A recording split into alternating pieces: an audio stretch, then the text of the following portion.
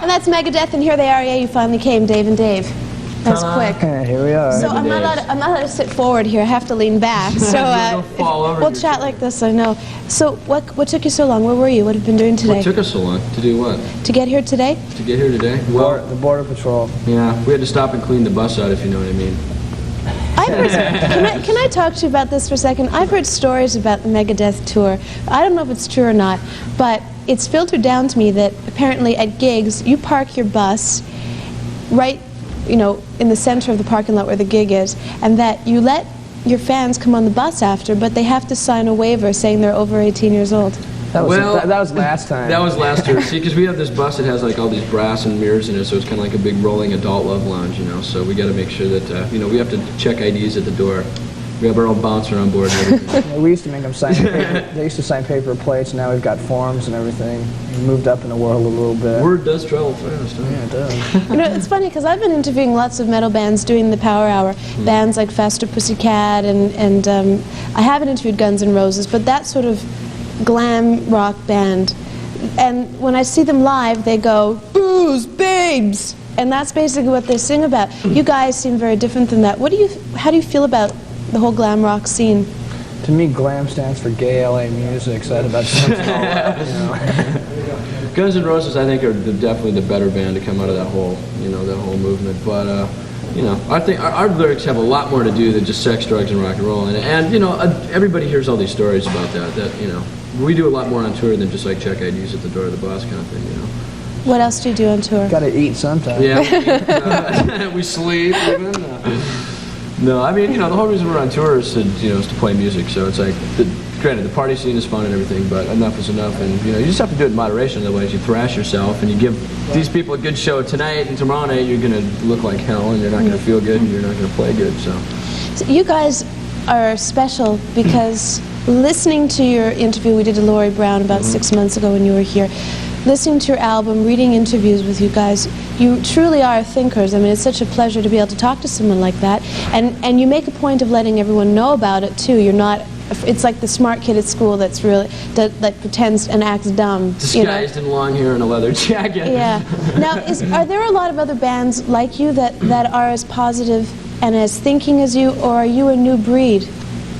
There's a lot of bands that like what we do. You know, I mean, they come up to us and they go, wow, we think what you're doing is great. I totally agree. But then for some reason, they don't have anything to do with what we do. You know what I mean? They won't mention any names, but a lot of people come up to us and, you know, they're basically singing songs about girls and getting drunk and doing drugs and stuff that we've all heard about for, you know, for years and years and years. There's just a lot more to that. I mean, Dave writes the majority of the lyrics and is basically the conceptual person for all of it, but with your sick mind, we won't go into that right now, will we? But I don't know. It's kind of like if you're going to put lyrics to music, instead of singing about all this stuff that we've all heard before, why not, you know, why not talk about something new? I mean, I think that our lyrics are a little bit more like a slap in the face reality and more worldly topics instead of, you know, party lyrics, so to speak. When you were talking to Laurie Brown last time, I was watching this interview and you were discussing how perhaps people will get ideas from you and perhaps look in a dictionary and look up what Megadeth means or get inspired in some way to further their own education. And I was wondering, in the 6 months that have passed, have you had any feedback from people who have indeed learned some things from you or actually clued into some of the ideas that you've been thinking about? Somebody, in fact, you got a letter from a girl that was like, she wrote this letter and was saying, oh my God, I'm contemplating suicide. I was ready to jump out my window or slash my wrist or something. And then I at the last minute, put on Peace Cells and I looked at the lyrics and it changed my whole life. And now I'm normal and I don't want to kill myself kind of stuff, you know. We've gotten a few letters like that. I mean, you know, it's not like we're out on a suicide prevention tour or anything like that, but I don't... Those letters are mostly from Japan, though. I guess the suicide rate over there is either higher or it's more fun to kill yourself over there because so many people write about, you know, the Japanese Christians that have to go to college and their parents. Remember to hey say Dave, huh? Did you do that on purpose, you guys? Well, see, they call me Junior. Well, actually, he's the one that started this whole thing, right? So just so that we could like keep the two of us apart. Oh, Dead Air. Dead Air. No Dead Air. No, we promised there would be no Dead Air. No Dead Air. The Sex Pistols, you did a cover of Sex Pistols tune. Why'd you do that? Why not? Because we can. Because we can, so we did. What kind of reaction are you getting from that? It's good. You know what? When we were on tour with Dio, before this record, So Far So Good, even came out, it's like we were doing Anarchy for the encore every night, and like everybody knew the lyrics to it. It was so cool because it's like that's not one of those songs that came out and was like a big hit, but like over the years, would it come out like 10 years ago, something like that, when Nevermind the Bollocks came out, and when Anarchy came out as their single and everything. But now 10 years later, it's like it's a popular song. It's like an anthem song, which is really cool. I don't know. I'll tell you something. I think you do a great version. How do you Megadeth it up? What do you think you're? How do we Megadeth it up? Yeah. What have you put into the song? What have you put into the song that you feel that makes it a Megadeth song? Us? I don't know. I think I think that if you just turn the record to 45 most of the times, you know, the original, that's how our version ends up. Yeah, it's like when Steve Jones came in there, he's like, man, I can't pedal that fast here, I'll just hit chords, you know? And he's like, That's funny. Like, okay, Steve, cool. Steve wrote in on his Harley, sitting on a guitar case with a broken left arm, and he goes, "Yeah, well, give me $100 and some suction." And we kind of look around, and we go, "Well, we ain't giving you no suction. So here's a phone book, you know."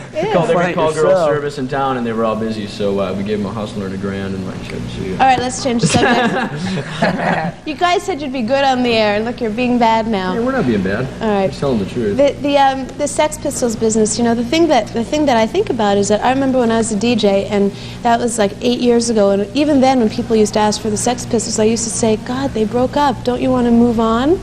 So are you conjuring up images of the past? Is it a tip of the hat to the whole punk movement? Well, some things never die, you know, and I think that the Sex Pistols were definitely a leader in that whole movement. And it's when that record came out, it was so chock full of attitude. That was what the coolest thing. I mean, how could Johnny Rotten come on a record and sing this stuff? You know, it was so offensive, and it like turned heads, and that was the cool thing about it. It offended everybody's mom. You know? So. Sorry, Mom, but... I have to ask you something now. Have you met Johnny Rotten or John Lydon recently? No, never have, actually. Do you know In his fact, reaction? somebody took they played in New York, I believe, Public Image did, and our agent took a copy of the Anarchy single down there, and Johnny's going, "Oh, it's another bootleg," you know, and he's like, "Oh, no, it's Megadeth. See, check it out, it's Megadeth." He's like, "Oh, okay, you know, I guess I'll have to meet these guys," you know. But I heard he don't hates our version. He probably does hate our version, but you know. Let me tell you why I'm bringing this up. Because when I was in San Francisco, a Public Image was opening up for In Excess, and I was warned by the record company to not even go and talk to him because he's a real creep. So I thought, well, what the heck, I might as well go and say hi. So we're backstage, it's dinner time, so everybody, the roadies, everybody's just hanging around in their jeans and t-shirts, you know, eating food, and there's Johnny Lydon walks in with his big suit on, his hat, he's got one piece of red hair hanging down there, and I go and I introduce myself, and he just goes, "I don't do interviews." I said, "I don't want to do an interview with you, I don't even have a camera." He goes, "I don't do interviews." I said, "I just want to introduce myself," and he sort of just says, "No," and walks away. I go, "Give me a break." And then I went, what does the Sex Pistols stand for? And all the things about working class-ish, you know, and all that stuff, and how they're so anarchistic. And then I see this guy, big fat guy in a suit with his white limousine waiting to take him away, which is exactly what he's against, the big San Francisco auditorium. And then I say, forget about it. Now what, you know...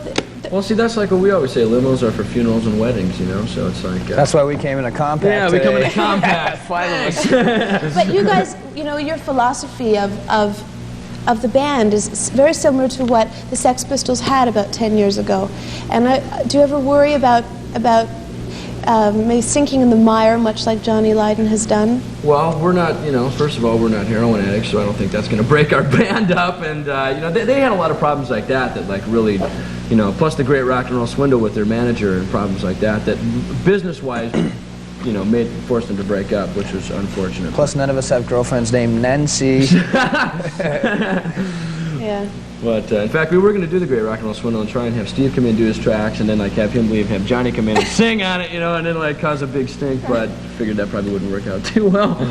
Actually, Steve is a real cool guy. I mean, he's living out in LA now, and I'd go out quite a bit when I'm in LA, so I'd see him around at concerts and like give him cigarettes and buy him seltzer water and stuff like that, you know. And so What a guy! what a good guy. You're a great guy. But so anyway, you know, I got to know him pretty good, and that's why I asked him, you know, I said, tonight's Monday, Wednesday we're down in the studio, come down and play guitar, and he's like, "Yeah, it's a pop song, I hate that song," you know, and I'm like, "Come on, just check it out," you know. It's a pop song. That's what he kept saying, it's a pop song, you know, it's a pop song, I don't want to play that song again, you know. But we got him down there. See what happened when he broke his arm? Apparently, some drunk bimbos were driving around in a Cadillac up in Laurel Canyon, and they like ran into him. When he's like, because he's got like some Harleys and a Triumph or something like that. He rides around L.A. all the time. So he's like riding around up in the canyon at night, and these girls like run into him and knock him off his bike. So he broke his arm. So he's in there like trying to like finger cards and stuff with a broken arm. Wow. It was a classic. That must be sort of cool, though, because Sex Pistols are classic, and now you have them on. You must have been listening to Sex Pistols 10 years ago in your bedrooms and knocking your heads then.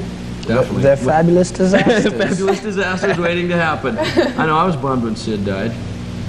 Who? What? When Sid died.